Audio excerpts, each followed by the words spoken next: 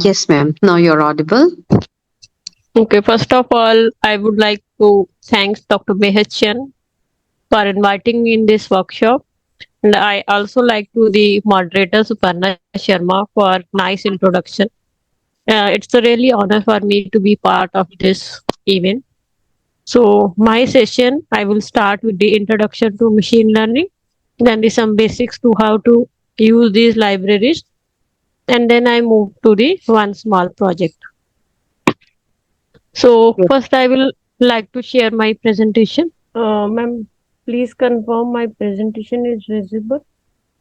Yes, ma'am. It is visible. I think hope everybody can see this. Yes, I think you have shared your screen. It is very much visible. So myself, Dr. Upinder Kaur, Associate Professor in Hand Department of Computer Science and Engineering.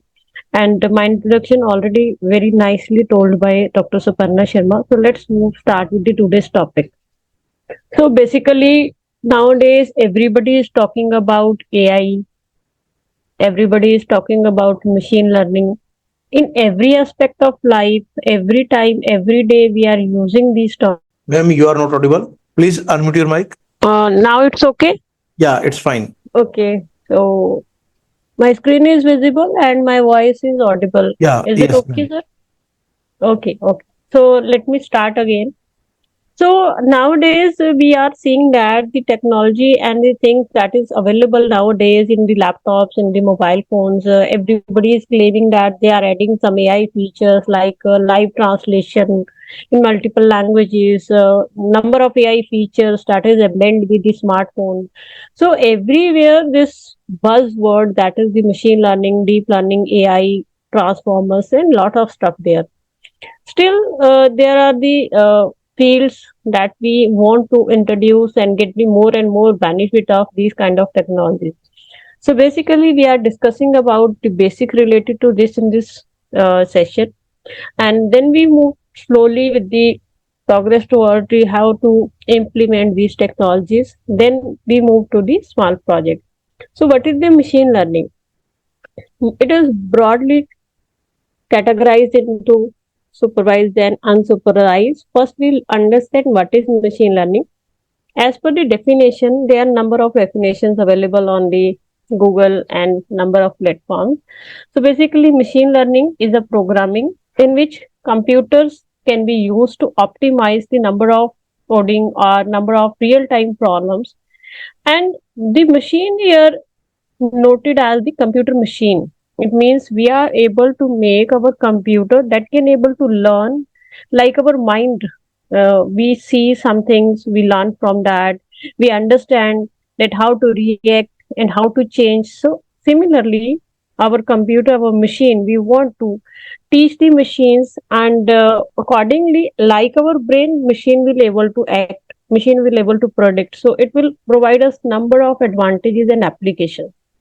So basically, machine learning can automatically detect patterns in the data that can use to uncover the patterns to predict the future data and also provide to the outcomes of the interest.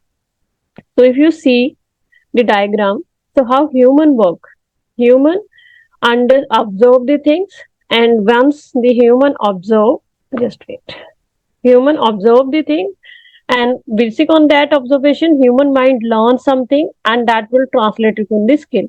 Similarly, in the computer or the machine, we are providing machine with some kind of data. And after the data, we are applying some model, any machine learning model. The computer will learn the different numerical patterns, different statistical notation under this, and after that, machine will able to evaluate or predict some result on the basis of the similarity patterns between them. So this is the technique that we are using in the computers nowadays, so that machine will able to learn and think accordingly. The human observe and machine represent the data with the pattern. So this is a brief with the simplest definition. And why machine learning is nowadays very popular, because it is basically on the statistical analysis, and static is a very old technology. We are implementing it with the machine learning. So because in machine learning we are training on the basis of numerical data. and to identify the different patterns, trends, standard deviation, these kind of tools we are using everywhere. Nowadays, every government, every organization collecting lots of data online. It means number of big data, or we coined that term as data science, big data, large volume of data that is available online, because nowadays each and every work we are doing online. We want to fill one form, we want to apply something, we want to buy something, we want to go to something. Every time we are using and we are collecting the data on the online platforms. So large amount of data is available. So we can analyze, we can use the data for multiple purposes. So information from the data is being used to take for the multiple business decision, political decisions, and so many. At the lower level in the organization, we are using the data for the various reporting tasks. We are using the data for the prescriptive and descriptive models. We are using this popular machine learning approach for the various predictive and prescriptive models. So now we move to the different categories of machine learning models. Basically, we are having two: supervised and unsupervised. And these are the two famous machine learning approaches that we are using for the multiple ways. Supervised, the term supervised used here. Supervised means supervised learning is where we have input variable and an output variable, and we are having a labeled data. It means that data set, if you are having number of classes, then we are providing that this is the class number 1, this is the pattern for the class number 2, this is pattern for the class number 3. So supervised, it means there is some instructor that is providing some kind of information, some kind of learning to the machine, so that accordingly machine will able to adjust and provide the input, corresponding output to that input. It means there is someone who are going to teach the machine. That's why it's called as a supervised, means some instructor, some supervisor is there, and that is in the form of labeled data here. So unsupervised, it is a different from the supervised machine learning. In this unsupervised machine learning, what we are doing here, we are missing the labeled data. It means having the random data, we are applying some machine learning algorithms, and on the basis of data we are identifying some different patterns, and that behavior counting and the making a grouping of that data. This kind of behavior we are observing in this unsupervised machine learning algorithm. So basically, unsupervised machine learning is where you can only have the input data, no output variables, no labeled data, and the unsupervised learning is to model the underlying structure or distribution of data in order to learn more about the data. So here is a brief understanding of the supervised machine learning algorithm. So this is the pipelining that we are going to follow whenever we are implementing the supervised machine learning algorithm. So first of all, we are having a raw data. So raw data, it can be anything. It can be textual data, audio, video, multi-mode data, anything. So what we need some format where we are providing machine a data.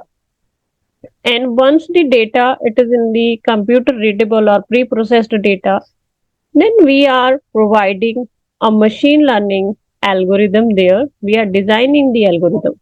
So in case of the supervised, see, we are having a two set of data, trained data set and desired output. It means testing and training data we are providing to the machine, and we are applying some algorithm here, and that algorithm going to process and execute, and there is a training that will be able to learn the model from the input data. And once the machine learning model train all the patterns that is hidden in the data based on this algorithm, then machine is going to predict the value or the output. So that output is known as the outcome of this process of the supervised machine learning algorithm. So basic steps are there: input we are providing, then we are choosing any machine learning algorithm. On the basis of that, we are providing the data in the two parts, training and testing data. We train the model, then we test it with the desired samples, and we are checking out the evolution and accuracy of the model, so that we can able to identify the performance of that particular model. Similarly, there are some of the examples of the supervised machine learning model. All the examples related to the classification, regression, these problems are related to the supervised machine learning algorithm. Classification means whatever, for example, if we are having, for example, in case of gender, that this particular trait is belong to gender A or gender B, then this is a classification because we are having two classes and able to identify the data in the two patterns. For example, we are having one more example for the machine learning, uh, like spam email detection, that the particular email is a spam or not. So this kind of problems where we are identifying the things into one or two classes, we call it as the classification problem. Like happy and sad faces, anger, these are the three classes: emotion recognition, anger, happy, sad. So I'm putting into the three classes. So these kind of problems where we are having a classes or recognition, on the basis of that we are able to identify the different patterns. So that terms is termed into classification. So there are some other options for the regression. Classification is that we are categorizing data into different parts. Similarly, there is a one more approach, we call it as the regression analysis. It is also very popular machine learning algorithm. So regression is what? Regression is the analysis of continuous output from the input data. It means, for example, here we are putting one example for the regression model. There is a line and we need to predict the coordinates of this line, this slope, using machine learning algorithm, and that algorithm is known as the linear regression. What we are going to do, we are using these points that is marked in the red cross, and on the basis of data we are predicting the new value for the x and y, and we are draw the line, and this line is the what predicted output for the designated testing data that we are going to use with the regression model. So there are a number of examples like weather forecasting, sales forecasting, where we are having a numerical value as an output instead of the classes. That is known as the predictive model or the regression. So supervised machine learning algorithms having this kind of specification.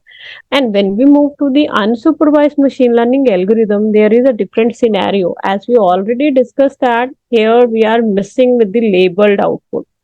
It means the suggestion for here is the no labeled, no training, unknown outputs. This is the main significance for the unsupervised machine learning. So again, there is a raw data, but see in the picture, previous one, in the previous picture, we are having a data put into one class. It means data is of the similar category and putting into different classes, machine will identify the different class.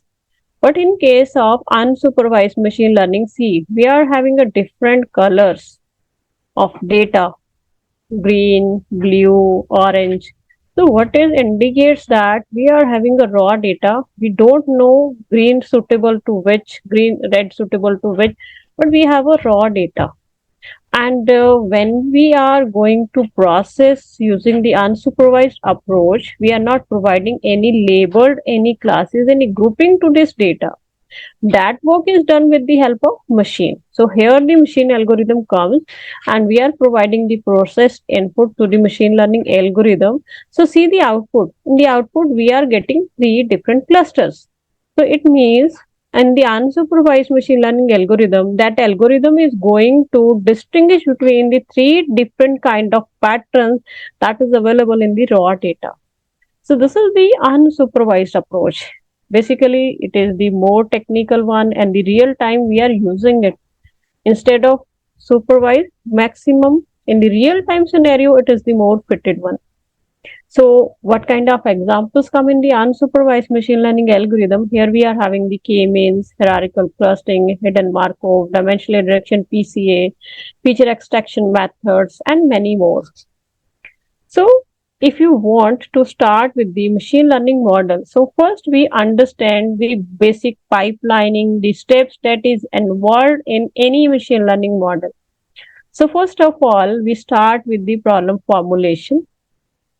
First of all, we start with the problem formulation, then data tidying, pre-processing, training and test split, model building, validation, and model accuracy, and the prediction. So we will go one by one.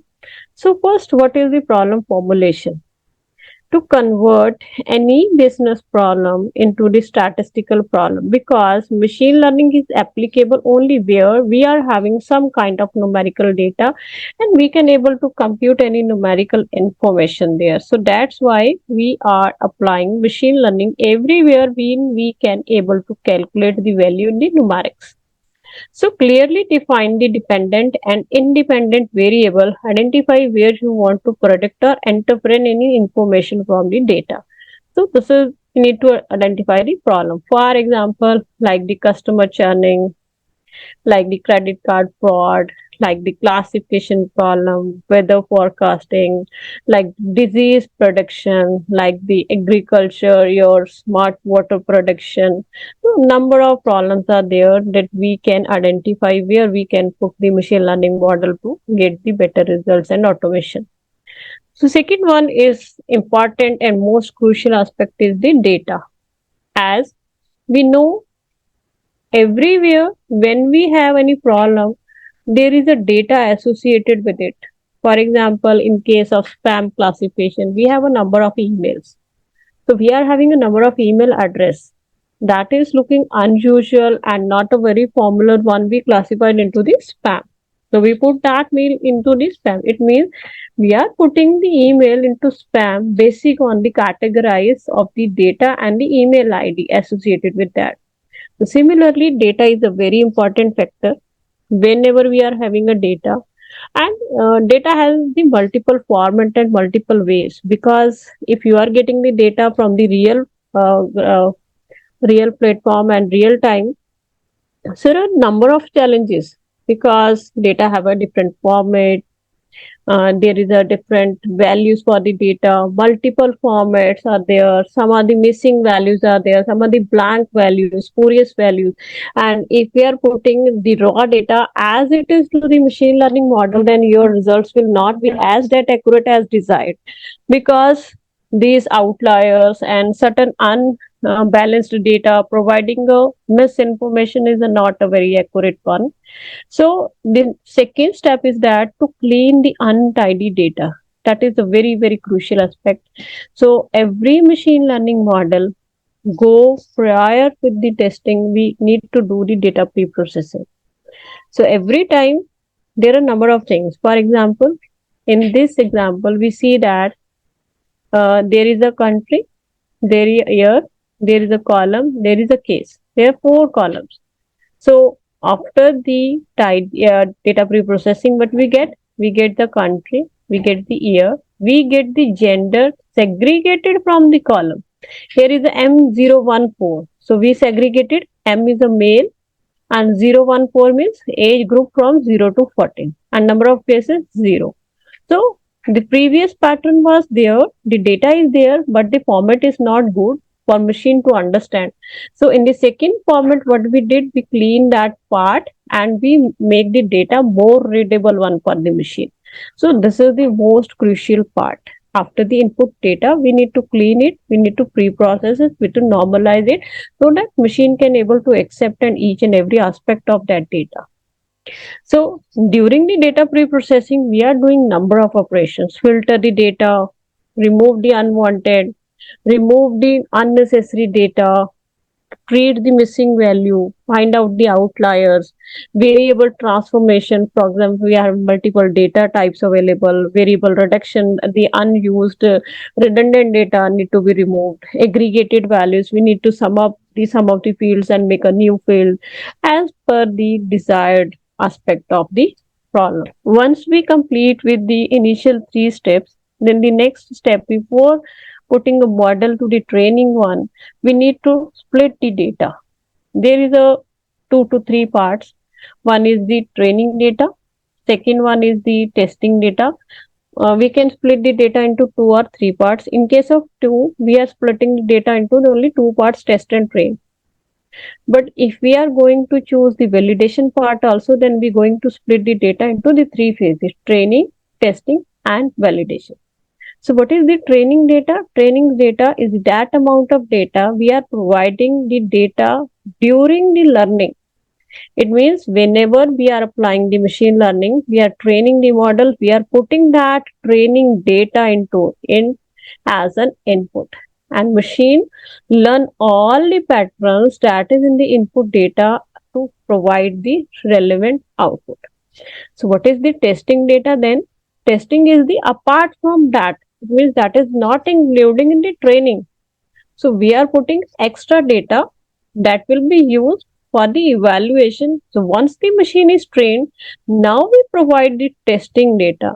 So we will check out how accurate our model is. It means if we are providing the best cases and all the cases recognized by the machine, we learn very well the different patterns, we can say that is the accuracy of the maximum level. And validation is the another type of data that we need to validate. It means it provide a balance between that. So there is 3 things: testing, training, and validation. So this is the model training.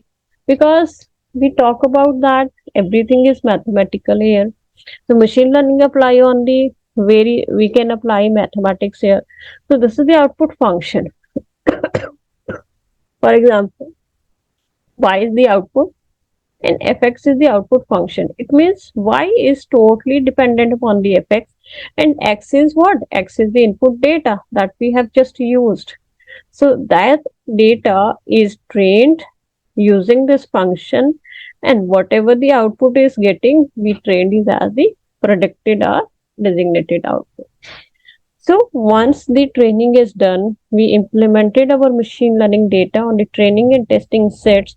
Now we need to validate it. We need to check the performance based on the accuracy and other things. So here we can remove the error. We can maximize the output, maximize the accuracy, precision, recall. Number of factors are there.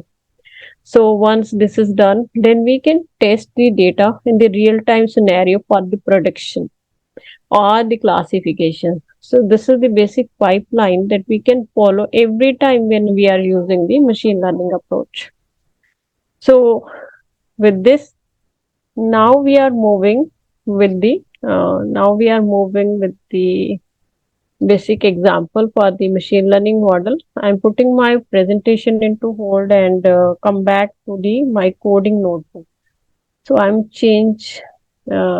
just wait. Please confirm my code sheet is available and it is visible to everyone. My screen is visible to everyone. Yes, Hello. visible, ma'am. Yes. Okay. Actually, I have changed it, so I want confirmation. So now start with the coding part. So I briefly discuss about what is machine learning, what are its 2 categories, and how we can proceed with the machine learning part. So as we need to discuss about the sklearn basically. So I am talking about the basic libraries. So for implementing this, I'm using the Jupyter Notebook platform, and it is the most prominent web-based platform that is very easy to use. So you can use using the Google Colab, or you can use the Anaconda. We are having also multiple editors in the Python like PyCharm, Spider. We are having multiple options. Whatever suitable for you, whatever easy for you, you can implement that code in it. Otherwise, there is a Google Colab, we can use that one. So I'm using the Jupyter Notebook. So I'm using this sklearn for the basic machine learning.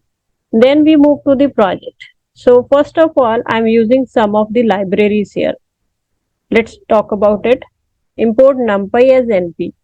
So NumPy is a numerical Python. It is a basic library for the numerical computation part. Whatever the mathematical calculation we want, we need NumPy, because it is basically for the numerical computation part. Then we have a pandas that is above the NumPy. So basically pandas is for the data manipulation, because we need to do data processing, we need to do the data handling. So all types of data wrangling task, or EDA we can say, that is provided with this library pandas.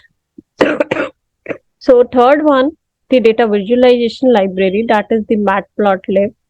So whatever the data we are using, we are representing, because in the statistical analysis we are having a multiple graph patterns, and we want to see all that in our data using the graphs. So that's why we need the third library, that is the matplotlib.pyplot as PLT.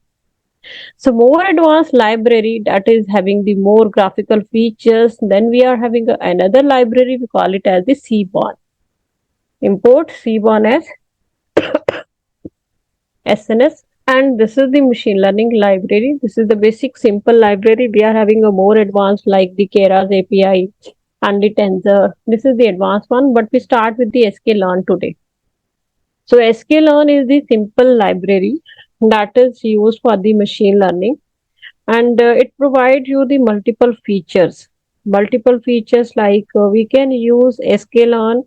We are having a multiple factors in the sklearn, and we are having all the libraries that is supported for the machine learning, and it is provided in the sklearn library. So if you are new to this, so let me introduce how to install a library, and how to use it, how to import the libraries. So basically when we are using any library, sklearn providing you the feature of the linear regression, logistics, port vector, decision seed, random forest, everything we can do with the sklearn. So first of all, I'm adding one, just wait. I'm adding one cell here. So I'm for you writing here pip install like numpy. So anytime whenever you want to install a library, sorry for disturbance, you need to install this command. You need to write pip install numpy. So if it is pandas, you need to write pip install pandas. For the sklearn, you will write pip install sklearn. So every library you are using here, every time you need to install it first. Once it is installed, then the second part is import, because now you want to use in your program. So for this we need to import it. So import numpy as np, and all these libraries need to be imported, because we are using sklearn for the basic machine learning problems. So here we are taking one example. So this code x comma y is equal to make, just wait. So I'm using the library here. Okay, just move on. So the code here is x comma y make blob.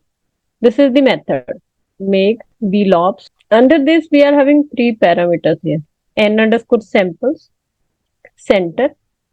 We are providing these parameters. So what does it mean? What it will do? It will provide you the synthetic data set, because here I am not using any data set. So I want to use some of the features of sklearn. So what I am doing here, I am creating a synthetic database. So synthetic data point, we are using this function in the sklearn make blobs, that provide you the larger set of blocks, and it will contain how many samples? 100 samples. How many groups it will providing? 3, because we are giving the value 3, and it will provide the value in the x and y, matlab 2D shape is there. So see, if you see the shape, x dot shape, x is what? X is a variable here. So x, the shape is what? Because we are using the 100 samples and we are using the 2D phase. So it providing dimensionality is equal to 2 and number of data points is equal to 100. So if you see the type of x, type is x is a variable we have just defined here. So if you want to see the type of it is a ND array, because it is a numerical number and we are creating it, and make block create that in the form of 2D array, right? So now if you want to see what are the data points that are created under the x or y coordinates.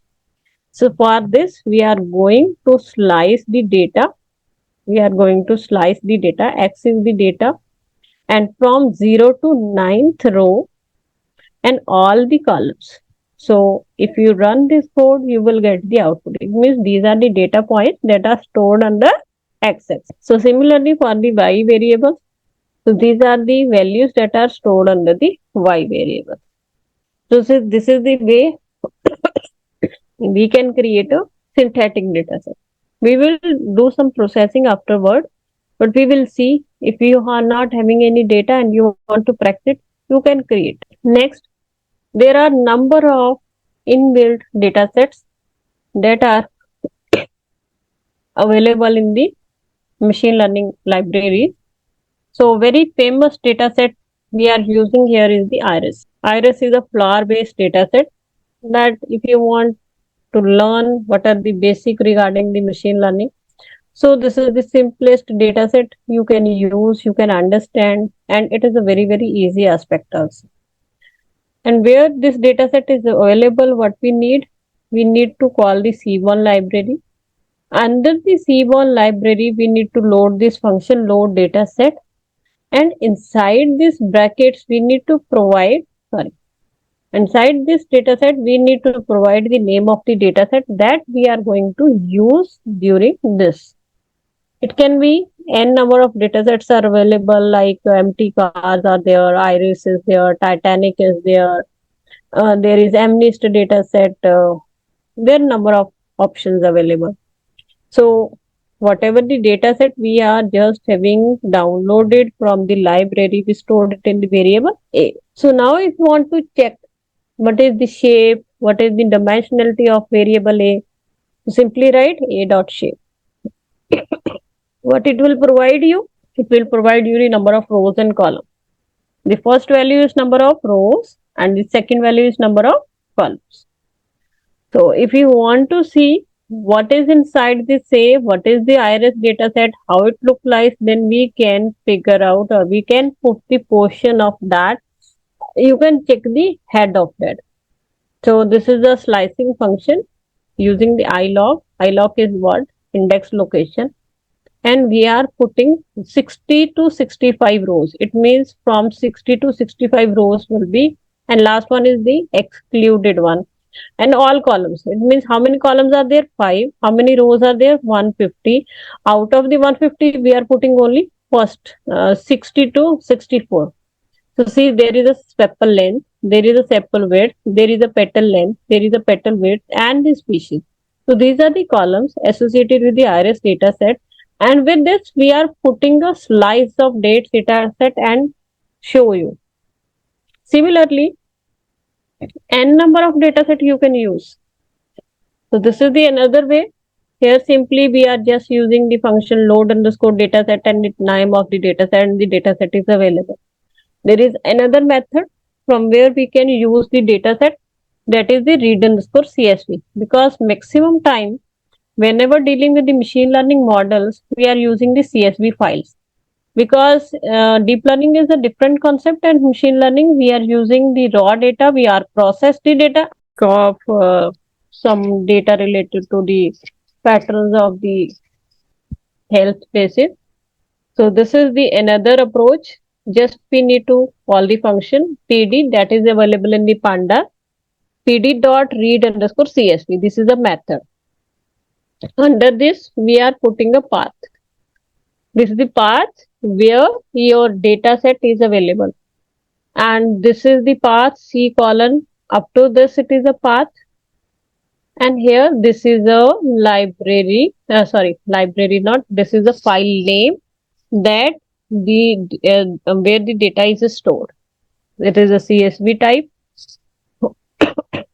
So if you are using this is a function b dot head, because data is stored in the b, and when we run b dot head means it will provide you the initial 5 rows and all the columns, initial 5 rows and all the columns from your data set using the b dot head function. B is what? Variable where the data is stored as a datagram, and then we call this as a head function. Similarly, if we check out the shape, as we done with the previous synthetic and the previous file. So it provide you the first number of rows and then provide the number of columns. Okay, there is one more thing. So above three methods are for the dataset inclusion in your code. First we did with the synthetic, then we did with the file method, then we did with the read underscore CSV method. So they are the three approaches. We have multiple more one, and next part is that we want to draw a scattered plot. We are using the n number of random points, and for this we are creating some synthetic data. N is the number of values, number of points, and for the x we are calling here one function np.arange. np.arange is a function. It will provide you the number of values from 1 to 20. So y is what? 4 into x plus 3 into x power 2 minus 100. So on the basis of that x, we are calculating the multiple values of y, and then we are going to plot that. We want to see the pattern that is given in the x-axis and y-axis. So see the output of this. We got a line. This is a line based on the data sets x and y, and we are plotting it as a scattered. Scattered is a graph type, and using this we can able to plot this graph. So if you want to see number of the points taken in the x, so this is the points taken in the x. We want to see the number of points taken in the y, so these are the points. So now we are having a multiple data set. Just we have added in our code, like we use the synthetic, we put the data in the B as a data frame. So now we are moving with the some basic implementation part for the machine learning. So if you are talking about the linear regression, so linear regression, it is a statistic function and used for the linear, where the problem is not up to the multidimensional and linearly solvable. So there is a linear regression is one of the most fundamental and widely used algorithm in the supervised machine learning for the predicting, and the goal is to predict the continuous output variable, that is the dependent one or depend upon more or one input feature. So basically we are putting a normal formula. If anyone understand about, is it y is equal to mx plus c. This is we are going to compute in the linear regression. Basically this is the mathematical formula where y is the predicted output that we are going to calculate, x is the input function, and we need to put the points for the m and c. So these are the point. We are going to calculate the slope and point of intercept and the residual error, and we are going to compute this. So once we are getting it, then we are going to apply this regression function, and we are getting the output that is relevant with the data. So this is the code for this. So what we are doing here, we are calling a function that is written in the sklearn. See, for this function we have imported the above line from sklearn dot linear model import linear regression. It means under the library sklearn there is a class linear model. Under this class there is a function linear regression. So once you called it, when we call the function linear regression, so linear regression is stored under the M. So now we called the function linear regression and the output stands in the M. So now we will put some data. On the basis of that, the linear regression performs, and we are getting a fit pattern or one particular slope line that we're going to implement using the above points. So we are calling it m dot fit. M dot fit. M is what? Variable where the linear regression is there. So m dot fit, it means it will provide this function to all the x and y points. So here x point, all the rows, and np dot new axis. It means it will calculate the y and put the value into the new x. And the next point is the y. It means we are providing two parameters there, x and y. After that, sorry. After that, we are calling m dot predict. First, we call the model linear regression. Then we check the fit, and then we going to predict. For the predict, we are using all the rows np dot new axis, and all the data is stored in the y underscore predict. It means these are the predicted values. Somewhere we have stored the y actual values. Now we will check out the variation.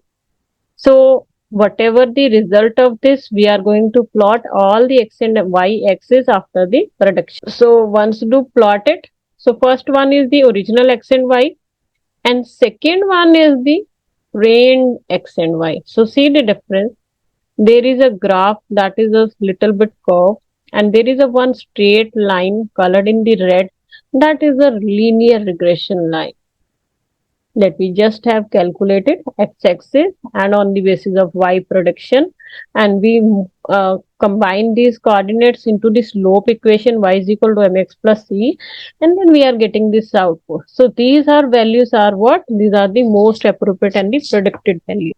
So similarly, we are having some more functions that is also associated with this machine learning, because every time we are not having the linear features, sometimes we are having a polynomial with the degree more than 2 or some other kind of functions are there, then we having a one more feature in this, because previously we are using the linear regression, here we are using the polymer features.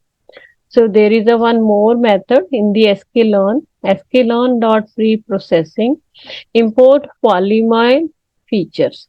So remember this. These are the standard notations, P capital, F capital. I will provide you this notebook. You can run it at your own.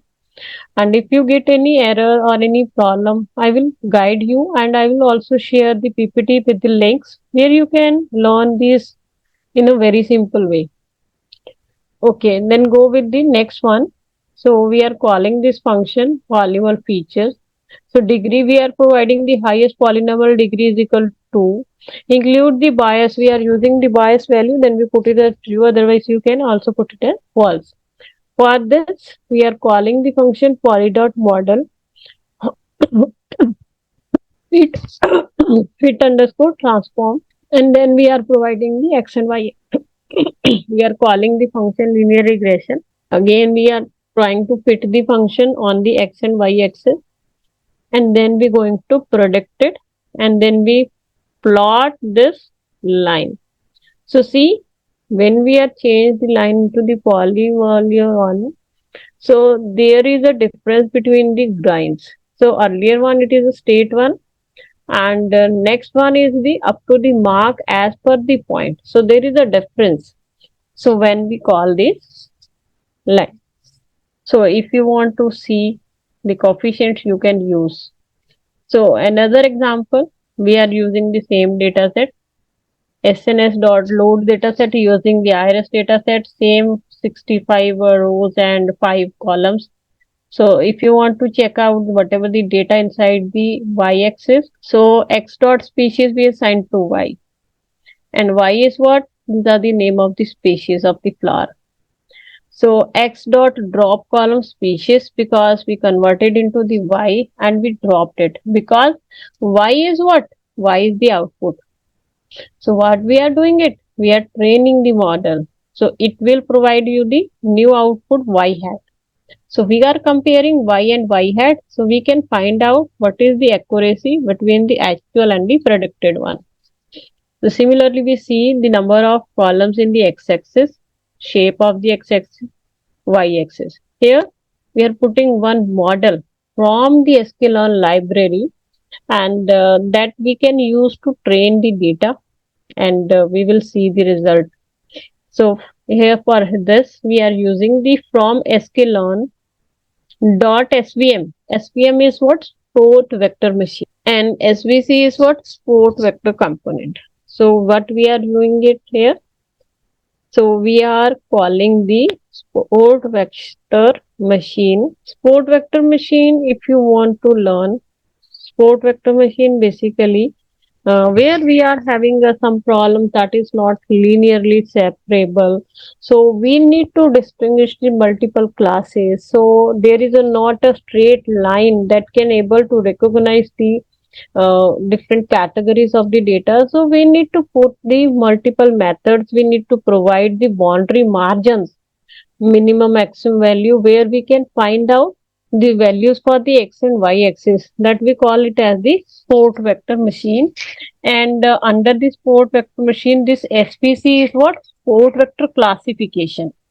So we will use this library to find out the species and the classification of this iris dataset, different flowers on the basis of the species.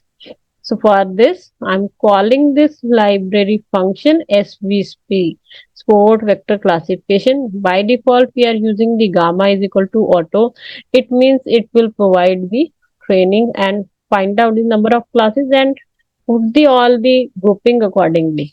So then we call the m dot fit. So these are the other variables that is available in the SVC. So what are these variables?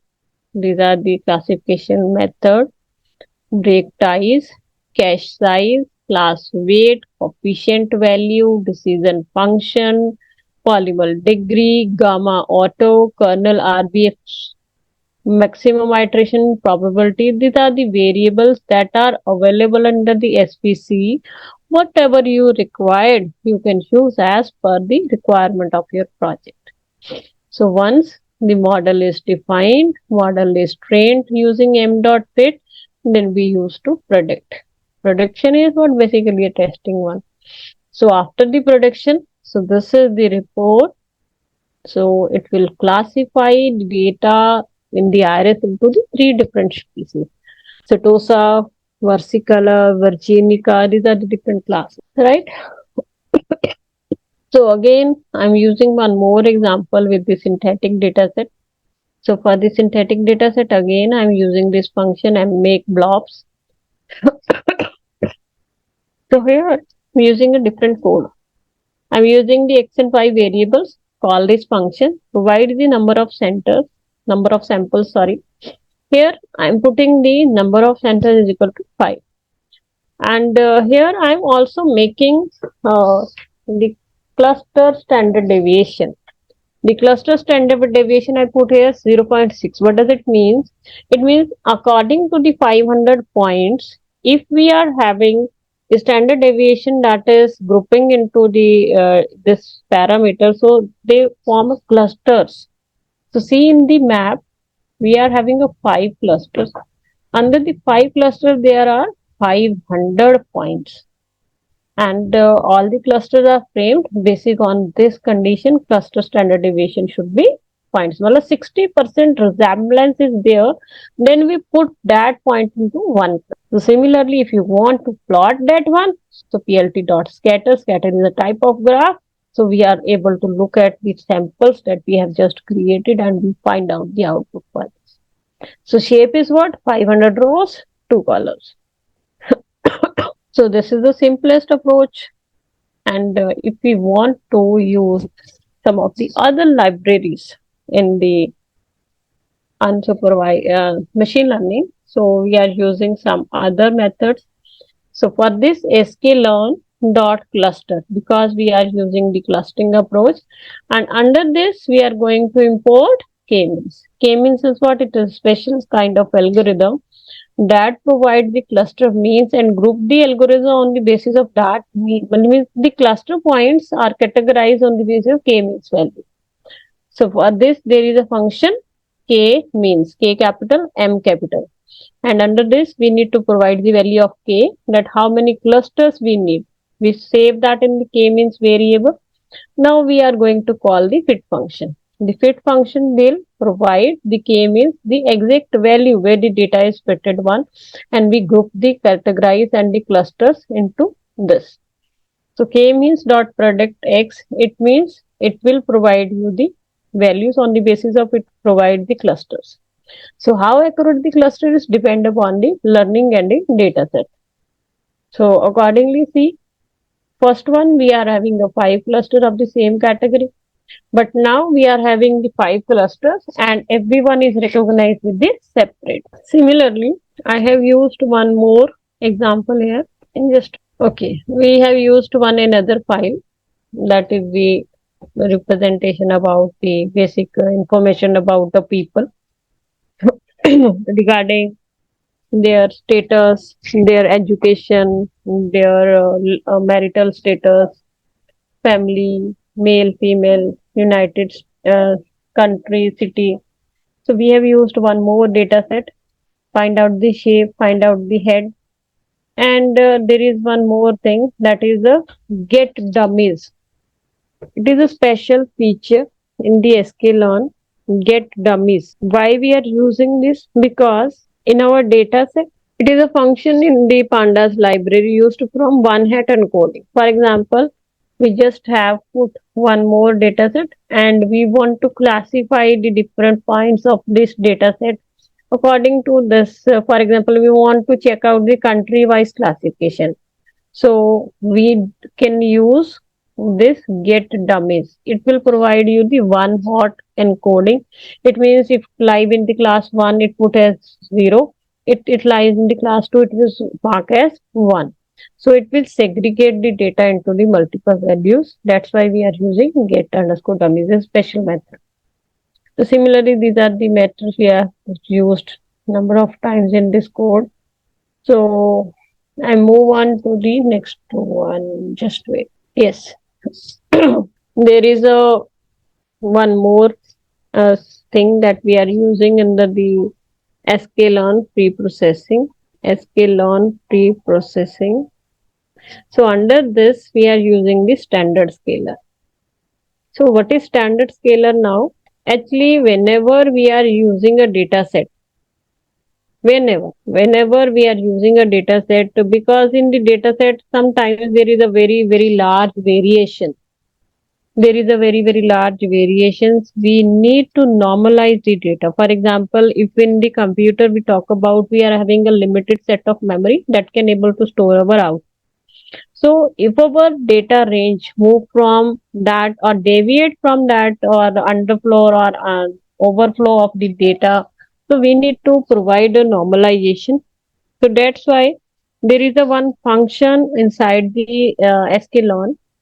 So it is a pre-processing technique basically, where we can use the normalization of the data and bring the data to a standard scale. So that's why we are using a special function. We call it as the standard scaler. So this function is basically provide the standards deviation we are using and normalize the value to that particular limit so that it will always remain in the scale.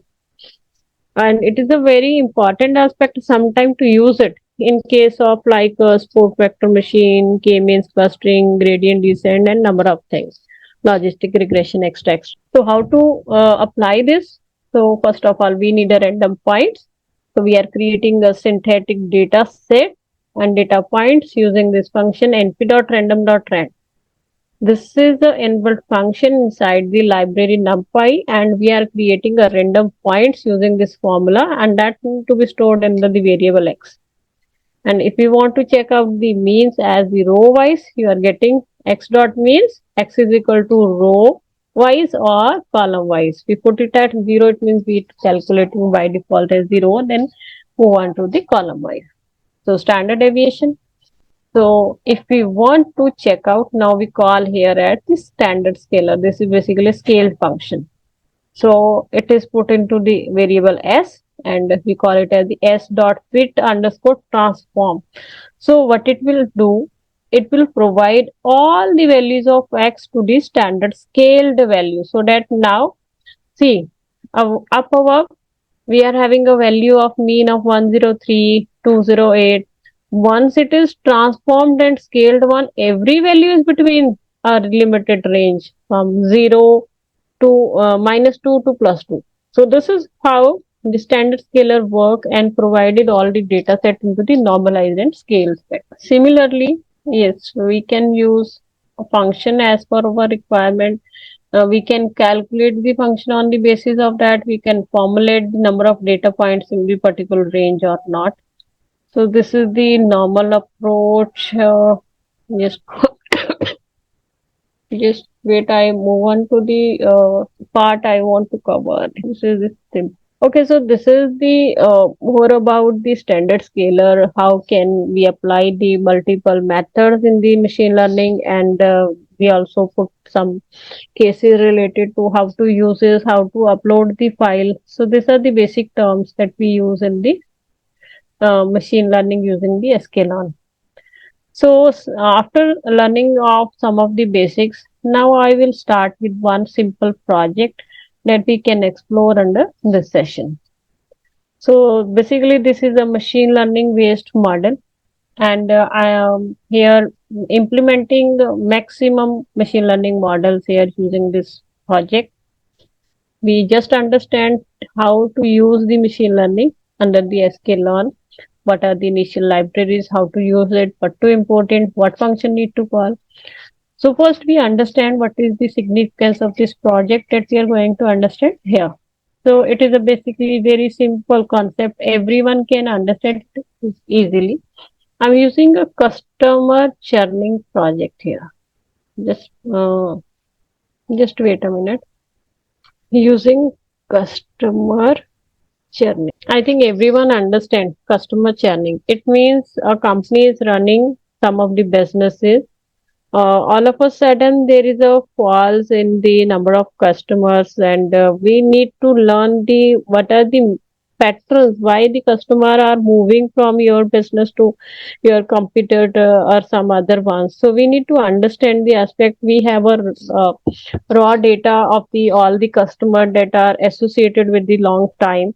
So we need to learn the patterns. So this function or this program will help you how to work on this kind of project. So before starting with this, so let's start and looking at the number of libraries we are calling it here. So see, NumPy, Pandas, Seaborn, Matplotlib. The above four libraries are just and just because we know the numerical function, we use the data visualization, we use the data wrangling. So these libraries are everywhere you will find whenever you are working in the machine learning. So under the sklearn, all the machine learning methods that we need to import, we need to call each and then. Sorry, for example, we need sklearn pre-processing, we use the label encoder. For the model data partition, we are using the test and train split method. For the linear and logistic regression, we need to call the linear regression in case of linear and logistic regression in case of logistic. And we are using the naive Bayes algorithm, decision tree classifier, random forest classifier, and k-means classifier, and sport vector classifier and XGBoost. So these are the machine learning models come with the supervised and unsupervised where we can use this approach. So to check out the matrices and accuracy, we need the sklearn import matrix. Under the matrix, we are providing what matrix we can use. We can use the accuracy score, we can use the confusion matrix, ROC, AROC, AU curve, recall, precision, F1 score, number of things. Whatever we need, we just need to put it here. Okay, so once we install all the libraries, import all the libraries, the next step is what? To start with the, if you remember the pipelining, the first step is what? Data set. So how you use the data set in our model? We need to put a function pd.read underscore csv. Why I'm using every time read underscore csv? Because in the machine learning model, we are using the raw filtration of the features and that put into the form of csv file. So that's why all the features are available in this file that we extracted from using the machine learning approach. And this is my file churn model.csv. This is the method, and using this method, I can load my data set into this project. And that project data set is converted into the DF is what? Data frame. So if you want to see what DF contains, just type DF. What you will find out? You will find out the number of rows and you will find out the number of columns. So see, these are the number of rows and there are more than 10,000, more than 10,000 rows and 14 columns, right? So now if you are having some new data set and you want to learn, you want to get some of the information, so what code you will write? If you have the data set that is just uploaded, find out the df.shape. It will provide you the information regarding to the number of rows and columns. Once you get it, if you want to see what are the number of rows and what is its data type and how the data is loaded in number of bytes, so you need to call the df.info. Df is the name of the data frame or the variable. .info is the method. So you will see this kind of output like customer ID. It is a not null and integer is the data type. So similarly, you will get the information related to the all the columns. So now after checking out the everything is in the formatted form, we will find out is there any data untidy? Is there any required to clean the data? So first of all, we are checking out how many null values are there. So for this, we are calling a function data frame dot is null or sum. So what sum will do? It will find out the number of rows where we are having a null value and sum function will count it. So there is a all 000 indicates that because I have used the pre-processed data that there is a no null value. It indicates what? That there is a no null value. So because no null value is there, we can proceed further. Otherwise, we need to clean it. We can manipulate the value or impute the values with the mean, interpolate, so many methods are there. Then we move further. So if you want to check the values of the count of any column, you can check out. So if you want to check the statistical detail of your data set, you need to just write df.describe. You just need to write df.describe. It will provide you the count, total number of rows, mean of that, standard deviation, minimum value, maximum value, quartile range 1, 2 and 3 for all the columns. This is the statistical function df.describe. And then if you want to check the number of unique values, you will to find out the relation between the different observation and the values in the data set. Then for the unique values, you can write n unique. And unique means number of unique values will provide you distinct observation. Okay. If you want to check out the number of columns, so you need to write df.columns. So df.columns will provide you all the number of columns in your data set. Okay. So when you want to visualize the data, because if you are having 1 lakh data, 10 lakh data, it is not easy to find out the patterns in the Excel sheet or the CSV file. So if the data is visible in the graphical form, you can best visualize it. So for this, we are using C1 library and there is a function called as pair plot. It will provide the combination of all column to another one. It means it will see all the columns there and all the columns there. In every aspect, it will provide you the correlation. So using this graph, we can finding out the relationship between different columns and how they are influencing each other, their correlation patterns, their dependency, independent patterns, we can observe from this. So function, we called it as the pair plot. Right? Once we observed it, now we understand that what we need to do with the data. So if you want to get a more picture, like we get the number of columns here and we want to find out the patterns of the customer churning.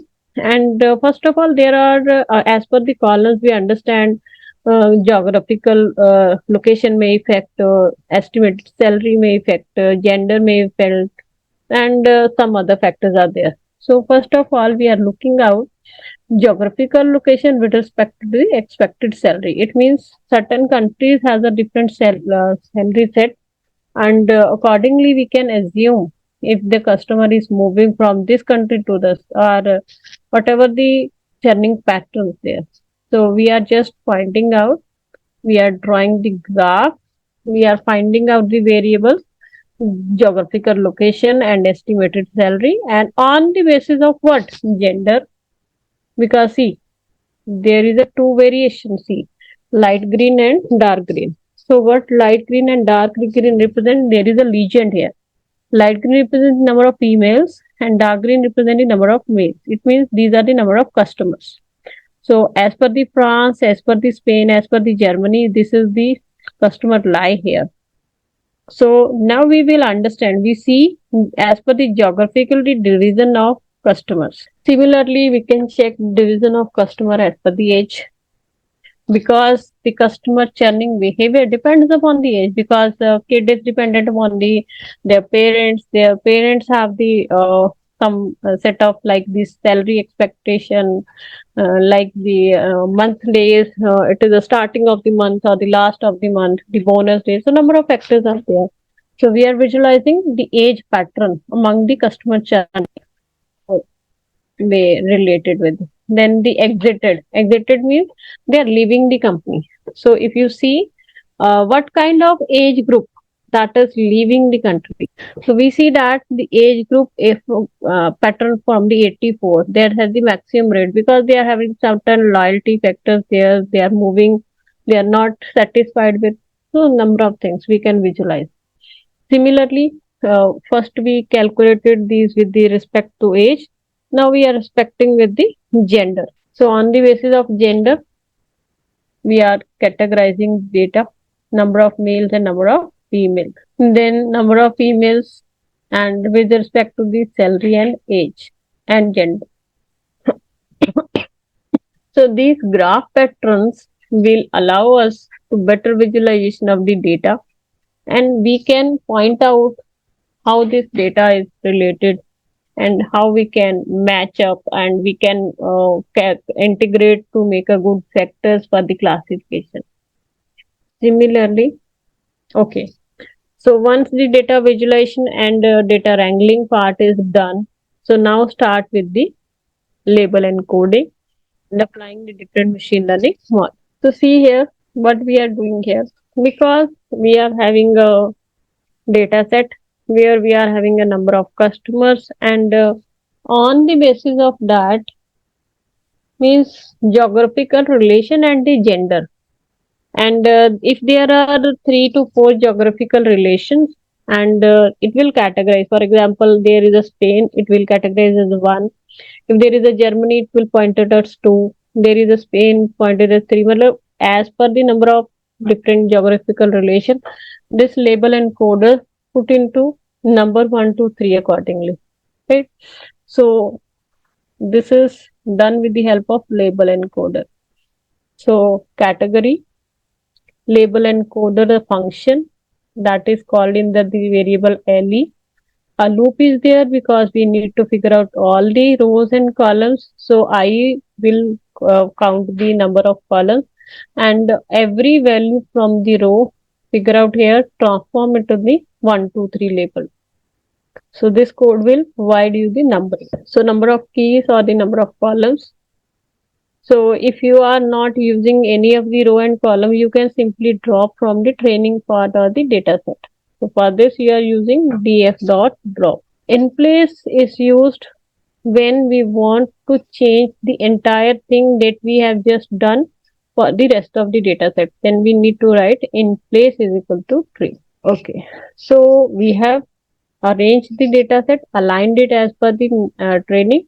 Once again we visualize the pattern once after the processing, whatever the visualization pattern. So number of rows and columns, subplots, how many there. So what rows and columns we are visualizing here? See the density, credit score, density and geographical pattern, gender is there, age is there. So we can understand the patterns here. So once it is there, Because in the data set we are using one value exited. Exited means that customer is not with us now and leaving us. So before training part, we are drop this one because we are using at the y actual and we are computing the y predict. And using on that, we are comparing the output and finding out the accuracy. So up to this, what we have done just now, we taken one data set, we pre-processed it, we labeled it, and we are moving ahead with the machine learning part now. So we are completing the first step in the machine learning modeling. So now we move with the model part. So before model, we need to split the data. So for this, under the sklearn, we just called above, if you remember, train underscore test underscore split. This is a method. Train underscore test underscore split. Under this, we are partitioning of our data. So partitioning our data of what? Training and test. So x and y coordinate for the train, x and y coordinate for the test. So function we are calling here train underscore test underscore split. Under this, we are putting the condition. So x and y variable on the basis of divided into the test and train part, and test side is what 0.2 and state is equal to random. What it means that test part 0.2, it means the data set is split into the 80-20 percentage. It means 80% of data is for the testing, training, and 20% for the testing. And the random state is equal to 40 means that we are shuffling the samples, and every time we are having a different set of 40 samples. So if you want to see the data set and what are the number of shape, and you can find out the shape for x and y coordinates with the correspondingly test and train. So here we are applying our first logistic regression. So the function name is what? Logistic regression. Earlier we did with the linear regression. And why we need logistic regression? Because somehow there are some problems like ZOR problem, which is not linearly separable. I'm drawing here like there are some different patterns, and it is not possible to draw straight lines and distinguish these cross and zeros. So this kind of problems, which is not linearly separable for the one line, so we need to use the logistic regression. So for this logistic regression, we need to call this function logistic regression. That is also used in the sklearn library way. So we need to call this function. So as logistic regression dot fit. For this, we are using the variable. We have just splitted here the x and y. Sorry, we just have done the partition. Yes, we just have done the partition x train and y train. So we put the value of x train and y train here and apply the function logistic regression. So logistic regression, we are using the logistic regression underscore predict.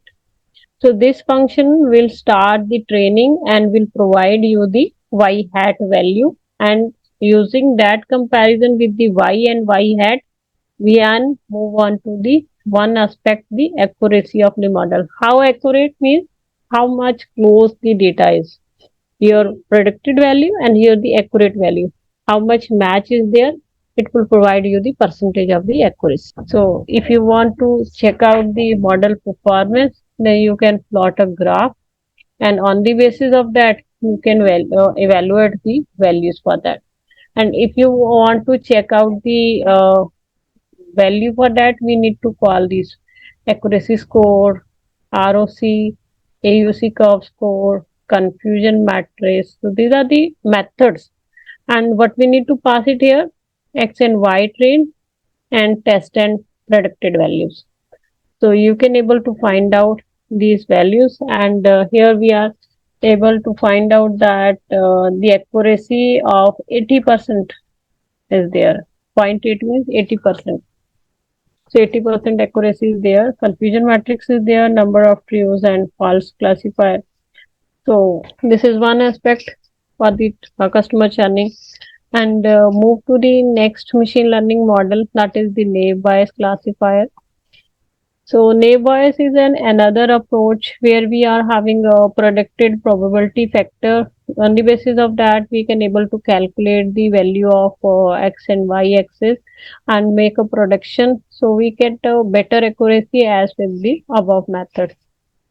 So for this, we are using one method, the sklearn, that is the Gaussian NB. This is a method used for the naive Bayes classifier. I am providing you the link because it is not easy to explain each and every method mathematically in a very short notation. I will provide you the presentation where there is a link. You can understand what is the naive Bayes classifier, how it works, what is the basic example, and then we move to this code part and we understand. So this is the function Gaussian NB. So we save that function into the NB. Then we call this function nb.fit x and y train. And then after the training, we're going to predict with the train method. So again, we call the accuracy score, we call the ROC AUC curve, confusion matrix. These are the same. Once you learn with these methods how to call it is the same for everyone. Yes, you need to change the model name here. Fit method is also there, predict method is there, only the name of the model is changed. X and Y train is same every time, because every time we call training the model, every time we predict or testing the model, and whenever we are testing it, we need to supply the test data, otherwise we need to provide the X and Y train. So rest of the code is same everywhere. What is the change? Only the call of the model. Earlier we used the logistic regression. Previously we are using the linear regression. Now we are using the Gaussian NB. Gaussian NB is the naive Bayes class. Similarly, we are having a decision tree.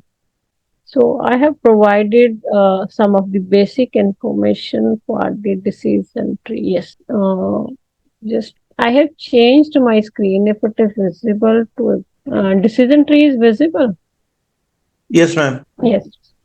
So decision tree is also an machine learning approach. If you see, this is the practical output using the code, and this is the basic understanding of the decision tree.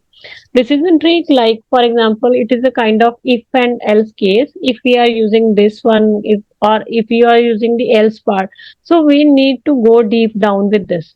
So whatever the last node, providing it is the predicted value that we are moving forward.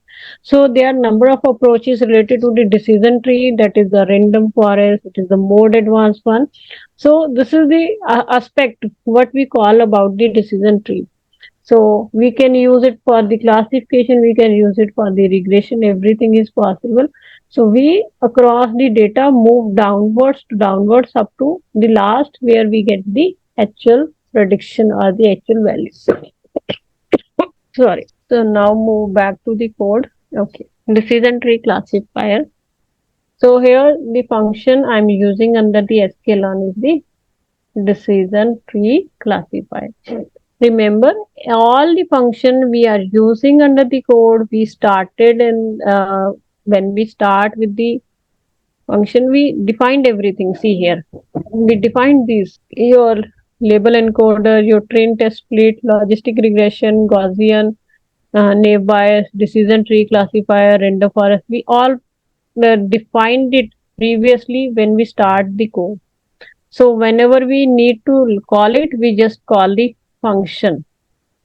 So decision tree classifier, we call this at fit x comma y. So x and y are the variables for the testing.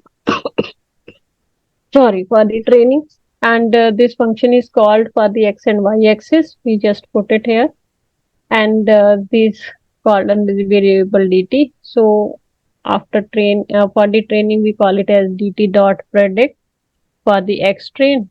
Then the model training will start, and when the training will stop, we will find out the parameters like accuracy score for the test and train, and AUC curve and confusion matrix. We can find out the performance of the model.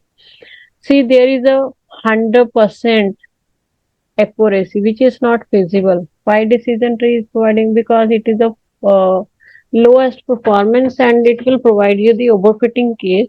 So decision tree is optimized because a single decision tree is not better approach to find out the classification or any kind of problem in the machine learning. So every time we recommend a random forest classifier. Random forest is what is a multiple decision tree, and we are having multiple options there, because the decision tree we are using the top to down approach, and it is not feasible. If we move on one wrong node, we are cannot come back. So if you are using the random forest, it is also decision tree, because we are putting the number of decision tree and getting the average of that. So it has the better performance and accuracy as per the previous one, the decision tree only. Or the function we call use for the random forest classifier. This is the function name. So random forest classifier dot fit, and we are putting the parameters for this, and we start with the training. And once the training is done, again the same thing is there.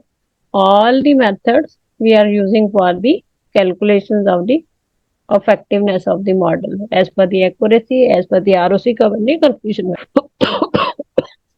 Similarly, one another model is there, that is the k-means. KNN we call it as, or the k nearest neighbor. So for this we are using this method, k neighbor classifier. Again fit function for the training part and predict function for the testing part. And then we use the same parameters. So we just see in the previous example that KNN is what? We providing the number of clusters, and we providing the number of nodes and random data, and it will cluster the data and group the data into the different patterns. And then we have a sport vector machine. We just have a brief of it. I'm giving you one sport. Yes, sport vector machine. See, there is a hyperplane.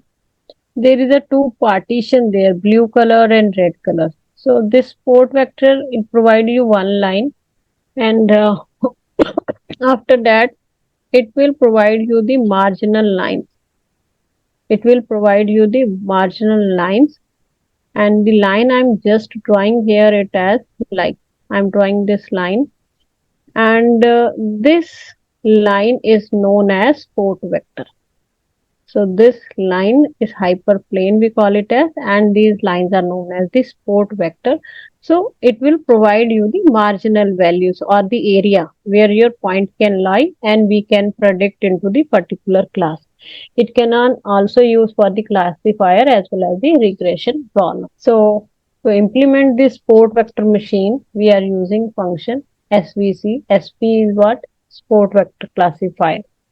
And under this, we are having multiple options because we are using it for the linear and non-linear problems. So we are using it for the linear here. So again, SVM, we put it as the function, and we call it as the svm.fit. And once the training is done, the production phase is there. And again, we are putting all the parameters for the valuation of the model. Your accuracy score, your ROC, and your confusion matrix. We can also use the recall or the precision as well. So I think all the basic algorithms and the basic implementation part regarding the sklearn and the basic understanding of machine learning is done at my end. And the advanced topic, it is not able to understand at this point because XGBoost is a very advanced topic. I will provide you this. So I'm concluding it here now. So if anyone want to ask any question, I'm open to questions. Sir, I want to close now. So if anyone want to ask, I'm open to. Dear participant, any question, please? You can unmute your mic. Any question, please? Yes, and now you can unmute your mic. Anyone, please? Yogeshwari Patel. Good evening, ma'am. Actually, I am having 5 questions. So my first question Ma'am, your voice is breaking, not audible. regarding validation. So how will you, suppose I take any case study or so now it is audible? Not yet, ma'am, properly. Voice is breaking. Hello. Now it is audible, sir. Hello. Yes, ma'am. Now it's fine.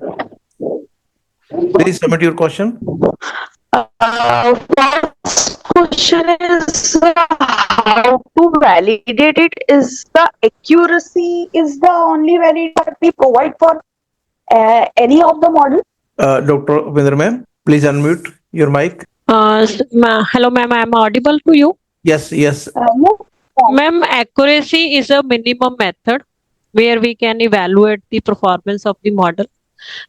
If you have a critical cases like in the healthcare domain, because where is the life and death is concerned for the diagnosis of diseases, or like online transaction or a banking to check out the fraud and using the AI or machine learning model there. So we need a very critical aspect there. So sometimes we use the collaboration of the precision recall F1 score like there, and sometimes we also use the ROC AUC curve there. So there are a number of parameters. So accuracy is not the only one, but we prefer because it is the simplest one. So if your model accuracy is more than 50 to 60, then we can expand it more. We can explore it more. So it is the minimum, not the every time we are following it. We have a number of concerns also. Okay, ma'am. Now, when we are dividing our data into training and testing data, it is always preferable that we take it training as 80 No, 80%. no. It depend upon your concern. For example, we can split it into 7 into 3 into 1. 70 for the training, 2 for the validation, and 1 for the testing. Always your training part is maximum. It can be 25/75. It can be 30/70. It can be 80/20. It can be 60/40. It depend upon your concern and the relevance of the data and the test cases you are expecting. It may vary. So, Maximum time we are using 75 to 25. okay, so we are actually dividing the whole data into three parts. That is training, testing, Maximum, and validation. yes. Validation is also compulsory. We are dividing it into 3 parts. Yes. So if any model is dividing the data into training and testing data, that is not reliable. I'm not getting your point. Ma'am, we are dividing the data into three parts, that is training, testing, and validation. Suppose I Right. develop a model, or generate a model, and I divide just my data into training and testing data. I don't That is generate okay. a validation data. No problem in that, ma'am. It is not mandatory. Validation is a special case, right? Okay, validation special case. Not every time we are using, we can move with the training and testing part. It is okay, no problem in that. Okay. Now, ma'am, I'm just working in ANN with ordinary differential equation. Okay. So I am generating a data in interval 0 to 1, and I'm randomly generating a training data, and then randomly generating a testing data. Now, if I divided the training data as 80/20, then I'm not getting the accuracy. So my neural network structure that I have considered, it is having one hidden layer with roots, and then the output. Ma'am, I just want to add one point here. Because in the today's lecture, I have just concerned with the machine learning aspect, and you are talking about the ANN. It is a different concept. We are talking about the neural network and supervised unsupervised learning there. And ANN architecture, if we are discuss about, it is not concerned with the accuracy. So there are 4 parameters in the ANN. We can start with the change the optimizer. You can increase the number of layers. You can change the number of neurons. Your accuracy varies in that. If you are not getting high accuracy, you can change this architecture of the ANN. You will move on to the better accuracy if you start with this. You can change the optimizer there. You can increase the number of neurons. You can increase the number of layers. So you will get the accuracy will be affected by that. Yeah. So I thought that if I'm using a deep learning process, that means at first it is having a In cleaning and case of ultimate differential completion. equation, ma'am, ANN can work. work well. Just you change the parameters in the ANN architecture, because ANN can be extended up to the 2 layers, and we can extend the number of neurons there, and we can extend it the learning. You can change the learning rate, and you can change the optimizer. You can start with this experimentation. You can find out where your accuracy lies. If it is not as per your expectation, then you can move with the DNA. Okay. So, madam, can you suggest some books on that? Okay, I will provide the link for that. Okay, thank you, ma'am. Any more question, please? Ma'am, there is one more question in the chat box, I think. Please, a copy of this code and lecture note. I will provide, sir. Yes, yes. Dear participant, I want to ask if anyone want to ask any question, you can unmute your mic. Prajapati sir, good evening. I think there is no more question हाँ जी sir. for the participant side. Ma'am, thank you very much for your valuable time and very informative session. The content you present are really very useful to all the participant. During this very short time, all the concept related to the machine learning, deep learning are not easy to present, but this is the just overview for all the participant how you can use Python for the models based on machine learning or the deep learning, because all the also these models we can create for different areas of basic sciences also. So I hope that all the participants who are not working on this area and but want to implement machine learning and deep learning models in their basic sciences for their respective studies, and you have got some ideas about this concept. So I hope that this will be very informative and knowledgeable. All the content which presented here will be uploaded in the account for your future use. And tomorrow we will join at the same time. Once again, thank you to all the participants. And ma'am, thank you for your valuable time. Thank you. Thank you. And the feed, I am sharing the video form in chat box. Just please give me 1 minute. 1 minute, please. 1 minute. Yes, ma'am, you can leave now. Thank you. So I hope you got the feedback link in chat box. Please check it. And also I am sharing the same in WhatsApp group so that you can easily submit. The link is available in the chat box as well as in your WhatsApp group. So please submit the feedback form and you will can get the content also. The link is available. Thank you to all and good night.